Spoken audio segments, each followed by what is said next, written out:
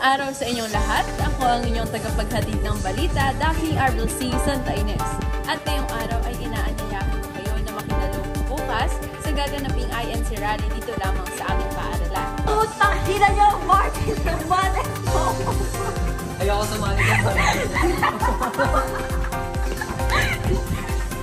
Ano gagawin? Bakit po kayo against sa rally na ito? Kasi traffic, malaming ma-apektuhan sa traffic. Sa aming mga nationalista, normal sa amin ang pagkakaisa. Kaya dito sa rally na gagawin, parang naipapakita namin yung pagiging pagkakaisa namin. At syempre, para na rin to sa bayan natin na para tumahimik